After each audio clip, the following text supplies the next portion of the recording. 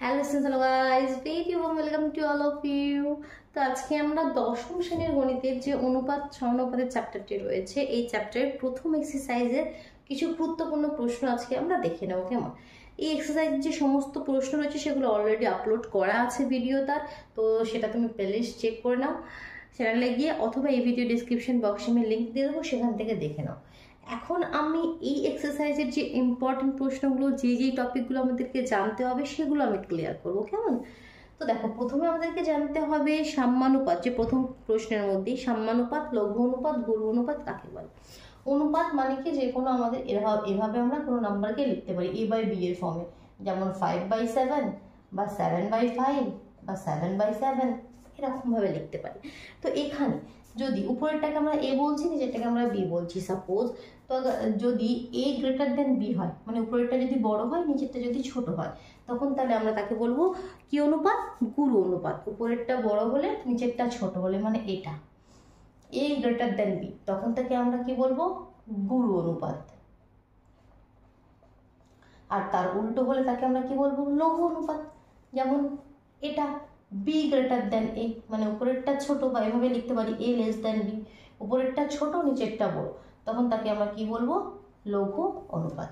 আর সাম্যানুপাত কাকে বলবো? যখন উপরেরটা আর নিচেরটা সমান সমান হবে, এ আর বি সেম সেম হবে। ঠিক ক্লিয়ার? এই জিনিসটা মাথায় রাখতে হবে। এবার যেমন তোমাদের প্রথমেই যে প্রশ্নগুলি রয়েছে, যেখানে তোমাদেরকে কি করতে হবে? অনুপাত নির্ণয় করতে হবে। কিন্তু এখানে কি জিনিসটা দেখো, যেমন একটা প্রশ্ন তুলে নিয়ে এখানে রয়েছে ফার্স্টের যে সেকেন্ড প্রশ্নটা তোমাদের রয়েছে 75 পয়সা এবং 1 টাকা 25 পয়সা। 75 পয়সা এবং 1 টাকা 25 পয়সা। এখানে করতে কি হবে দেখো, এই প্রশ্ন তোমাদের কি বলা হয়েছে? নিচের রাশিগুলির অনুপাতে প্রকাশ করে, অনুপাতে প্রকাশ করতে হবে, মানে প্রথমটা রেশিও, দ্বিতীয়টা এটা করতে হবে। কিন্তু এখানে দেখো, এই যে দুটি আমাদের সাইড থাকবে, একটাকে আমরা এ একটাকে বি বলছি, দুটো কিন্তু সেম আমাদের ইউনিটে থাকতে হবে। এখানে কি একটা পয়সায় রয়েছে, একটা টাকা আর পয়সা মিক্স আপ করে রয়েছে। তো এখানে যখন আমরা অনুপাত মিশ্র অনুপাতে প্রকাশ করব, তখন এটাকে আমরা কি লিখবো? 75 পয়সা, এবং এর জায়গায় আমরা এখানে সাইনটা দিয়ে দেবো অনুপাত 1 টাকা 25 পয়সা। সবার প্রথমে আমাকে কি করতে হবে? দুটো দিকে সেম, হয় দুটো দিকে টাকাতে চলে যাও, অথবা দুটো দিকে পয়সাতে চলে যাও, যে কোনো একটা টার্মে চলে যেতে হবে। তো আমি এখানে পয়সাতে যাওয়াটা বেশি ইজি, তো আমি পয়সাতে চলে যাচ্ছি। এটা তো অলরেডি পয়সাতে রয়েছে, তো এটা পয়সাতে রেখে দিচ্ছি 75 পয়সা। 1 টাকা মানে কত পয়সা আমরা জানি? 100 পয়সা। আর 100 পয়সার 25 পয়সা মিলে এখানে 125 পয়সা। তাহলে এখানে আমি কি করলাম? টাকা থেকে পয়সাতে কনভার্ট হয়ে গেলাম। এই জিনিসটা মেন। যখন মনে করো একদিকে কিলোমিটার বা একদিকে মিটার, সেম আমাকে ইউনিটে কিন্তু না গেলে কিন্তু প্রশ্ন হবে না, ভুল হয়ে যাবে। এটা খালি মাথায় রাখবে এখানে, এটা মেন জিনিস। পয়সা পয়সা ক্যান্সেল হয়ে গেল, নেক্সট লাইনে হয়ে গেল 75 রেশিও 125। এবার এখানে 5 দিয়ে কেটে দাও, 5 একে 5, 5 5 25, এখানে 5 দুগুণে 10, 5 5 25, 5 দিয়ে আবার যাবে 3 5 15, 5 5 25। তাহলে এখানে লাস্ট পর্যন্ত আমরা কি পেলাম? 3:5। কি পেলাম? 3:5। দ্যাট মিনস এভাবে লিখলে 3/5। এই তো, এটা কথা 3/5। তো এখানে এটা এ আর এটা বি, তো এখানে এটা কি ছোট না বড়? এটা ছোট, এ লেস দ্যান বি, তো এটা কি আমাদের গুরু অনুপাত হলো না, এটা লঘু অনুপাত হবে। ঠিক এই টাইপের প্রশ্ন এখানে তোমাদের পরীক্ষায় তোমরা দেখতে পাবে। এবার দেখো সেকেন্ড, যেখানে তোমাদের মিশ্র অনুপাত নির্ণয় করতে বলছে 2 দাগের প্রশ্নের মধ্যে, আমি 2 দাগের প্রশ্ন 4 নম্বর প্রশ্নটা তোমাদেরকে করে দেখাচ্ছি কি মিশ্র অনুপাত কিভাবে বের করে। এইভাবে সমস্ত প্রশ্ন তোমরা করবে, জাস্ট টেকনিকটা বুঝে নাও। আর এই ধরনের প্রশ্ন কিন্তু পরীক্ষার খাতায় আসবে। দেখো সেকেন্ডে যে 4 নম্বর প্রশ্ন, সেটা আমি করছি, যেখানে বলা আছে a/b ratio c, a/b ratio c, আর একটা কি b/c ratio a, b/c ratio a, আর একটা কি বলেছে c/a রেশিও b। এর কি করতে বলেছে? মিশ্র অনুপাত। তো মিশ্র অনুপাত মানে কি? যে কোনো ফর্মে তোমাদের কাছে প্রশ্ন দেওয়া থাক না কেন, মিশ্র অনুপাত কথাটার মানে হচ্ছে সবের যে ফার্স্ট টার্মটা, এটা এটা আর এটা, ফার্স্ট টার্মগুলোকে মাল্টিপ্লাই করে ফেলো, a/b into b/c into c/a, এটা একদিকে রাখবে।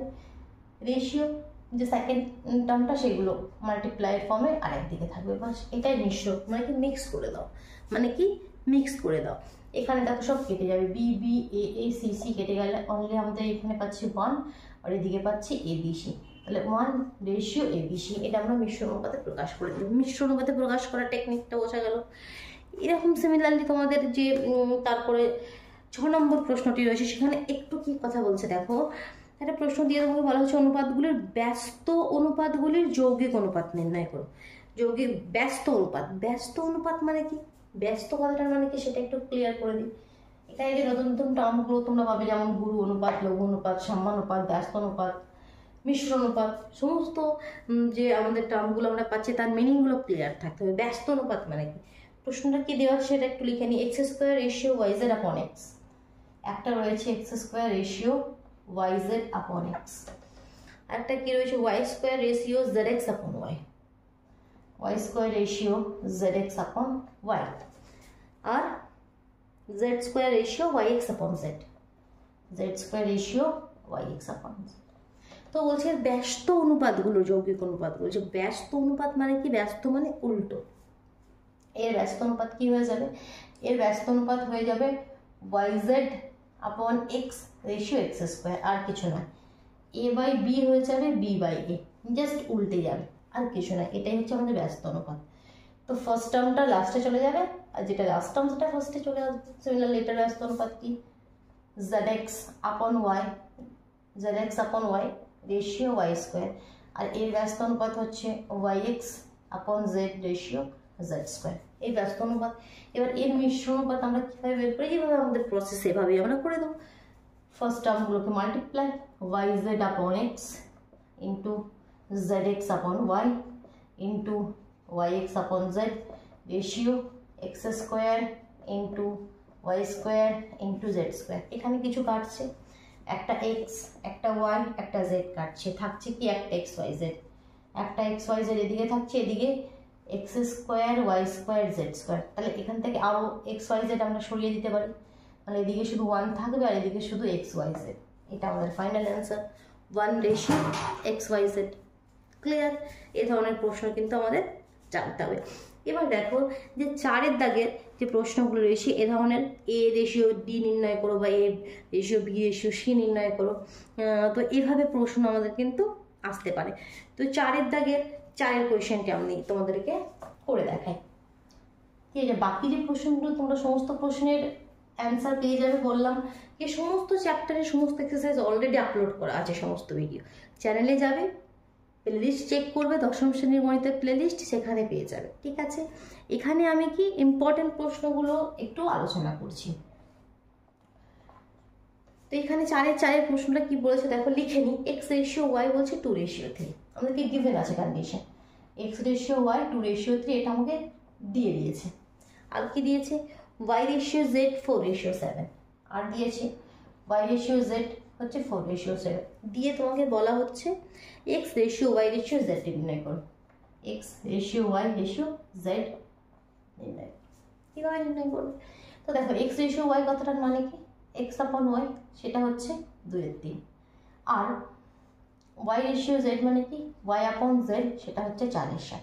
তো এখানে আমাকে দেখতে হবে কি কমন, এখানে কোন অ্যালফাবেটটি কমন রয়েছে, এখানে ওয়াই আছে এখানে ওয়াই আছে, তো সেই ওয়াই এর মানকে আমরা সমান করে ফেলবো। টেকনিকটা কি, ওয়াই যেটা সেম থাকবে, এখানে এক্স ওয়াই আছে, ওয়াই জেড, ওয়াইটা সেম আছে দুটো পার্টে, তো ওয়াই পার্টের মান এখানে 3, এখানে ওয়াই পার্টের মান কি 4, তো আমাকে এই ওয়াই নাম্বারটা সেম করে দিতে হবে। সেম কীভাবে করতে পারে, 3কে যদি 4 দিয়ে গুণ করি তাহলেও 12 হবে, আর 4কে যদি 3 দিয়ে গুণ করি তাহলেও 12 হবে, মানে এটাকে এর নাম্বার দিয়ে গুণ করবো আর এটাকে এর নাম্বার দিয়ে গুণ করবো। তাহলে গুণ করে দিই, এখানে আমি কত দিয়ে গুণ করবো, উপর নিচে গুণ করতে হবে। গুণ করলে আমি বলছি এখানে আমি গুণ করবো উপর নিচে 4 দিয়ে, তাহলে এটা কি হয়ে যাবে, উপরে 8 হয়ে যাবে আর নিচে 3×4 12 হয়ে যাবে। আর এখানেও বলছি আমি উপর নিচে গুণ করবো 3 দিয়ে, তাহলে উপরেও 12 হয়ে গেল আর নিচে 3×7 21। দেখো ওয়াইয়ের মানটা সমান হয়ে গেল।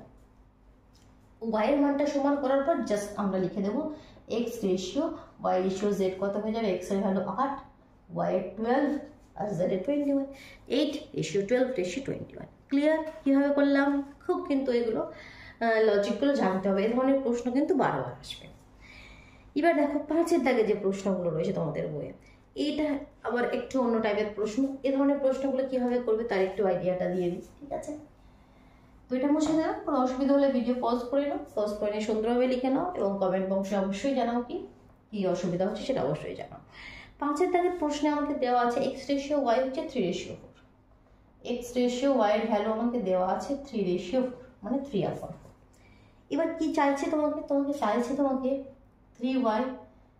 3y minus x ratio 2x plus y, এটার ভ্যালু চাইছি। এটার মানে কি? এটার মানে হচ্ছে 3y minus x upon 2x plus y, ঠিক? এবার এখানে দেখো আমাকে কি কন্ডিশনটা কি দেওয়া আছে, x/y দেওয়া আছে 3/4, মানে যেখানে x/y সেখানে আমি 3/4 লিখতে পারবো। কিন্তু এখানে যে প্রশ্ন সেখানে x/y তো এরকম ফর্ম নেই, তো এরকম ফর্ম আমাদেরকে নিয়ে আসতে হবে। কিভাবে নিয়ে আসবো? উপরে কি আছে 3y minus x, তো এখানে আমি পুরো জিনিসটাকে আমি কি দিয়ে ভাগ করে দেবো? y দিয়ে ভাগ করে দেবো। কি করতে চাইছি, 3y minus x আছে, এটাকে আমি y দিয়ে ভাগ করে দেবো। সিমিলারলি নিচেও যেটা আছে 2x plus y, এটাকে আমি y দিয়ে ভাগ করে দেবো। তাতে ফায়দা কি হবে? তাতে লাভ কি হবে? তাতে লাভ এটা হবে, এই যে x/y এই ফর্ম আমি পেয়ে যাবো। যখন এটা করবো y কেটে যাবে, অনলি থাকবে 3। আর যখন এটা করবো, দেখো আমি পেয়ে যাচ্ছি x/y, যেখানে আমি লিখতে পারবো না 3/4। তো এই ফর্মটাকে নিয়ে আসতে হবে এই y দিয়ে ভাগ করে, বা যে কোনো সময় অন্য কিছু দিয়েও ভাগ করতে হবে। তো সেটা তোমরা কোয়েশ্চেন দেখেই বুঝতে। নিচেরটা দেখো 2, যখন এটাকে এটাতে ভাগ করবো 2 × x/y প্লাস y/y এর মানে কি 1। এবার জাস্ট ভ্যালু পুট করে দেবো। তাই এখানে হচ্ছে 3 minus 3/4, নিচে 2 × 3/4 প্লাস 1। আর বাকিটা ক্যালকুলেশন করে নিচেটা করে না। বোঝা গেল কিভাবে আমরা এখানে লজিকটা নিয়ে এলাম? তো এই ধরনের প্রশ্ন কিন্তু পরীক্ষার খাতায় তোমরা বারবার দেখতে পাবে। চলো এবার দেখি আরেকটি কোয়েশ্চেন করবো, যেটা খুব ইম্পর্টেন্ট। সেটা হচ্ছে যে 8-এর প্রথম প্রশ্নটি রয়েছে, সেই প্রশ্নটা একটু ক্লিয়ার করবো। সেটা একটু অন্য টাইপের প্রশ্ন, তাহলে কি আমাদের সমস্ত রকমের প্রশ্ন টেকনিক জানা হয়ে যাবে। এখানে বলছে 2:5 অনুপাতের উভয় পদের সঙ্গে। কিভাবে প্রশ্নটা বলছে? 2:5 মানে 2/5 বলছে উভয় পদের সঙ্গে, উপরের সঙ্গে এবং নিচের সঙ্গে কত যোগ করলে, কি যোগ করলে এটা অনুপাতটি 6:11 হয়ে যাবে। অনুপাতটি 6/11 হয়ে যাবে। প্রশ্ন এটা 2:5 এর উভয় পদের সঙ্গে কি সংখ্যা যোগ করলে সেটা 6:11 হয়ে যাবে। তো এই ধরনের প্রশ্নকে আমরা ধরে নেবো, এর সঙ্গে কে যোগ করলে এটা 6:11 হয়ে যাবে। আমরা কি ধরে নেব? এর উভয় পদের সঙ্গে কে যোগ করলে। এবার আমরা কি করবো? এটাকে ক্যালকুলেশন করে কে ভ্যালুটা বের করে নিয়ে আসবো। কীভাবে ক্যালকুলেশন করবো? ক্রস মাল্টিপ্লিকেশন করবো এটার সঙ্গে এটা। তাহলে কত হয়ে যাবে? 11×22 আর 11কে ইজ ইকুয়াল টু এটার সঙ্গে এটা 5×6 = 30 প্লাস 6। এবার কে দেওয়া টার্মটা সব একদিকে নিয়ে চলে আসি, 11কে, আর 6কে এদিকে এলে -6কে, এদিকে 30 - 22। তাহলে এই থেকে কত পেলাম? 11 থেকে 6 বাদ দিলে 5কে, আর এদিকে 8। তাহলে কে এর ভ্যালু কত হয়ে গেল? 8/5। এভাবে আমরা নাম্বারটা বের করে নিয়ে এলাম, কে এর মানটা। ক্লিয়ার হলো? সমস্ত রকম কোনো কনফিউশন রইল না? ভিডিও ভালো লাগলো আশা করি।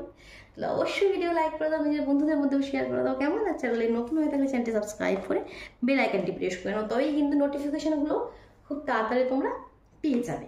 চলো তাহলে আজকের মতো টাটা।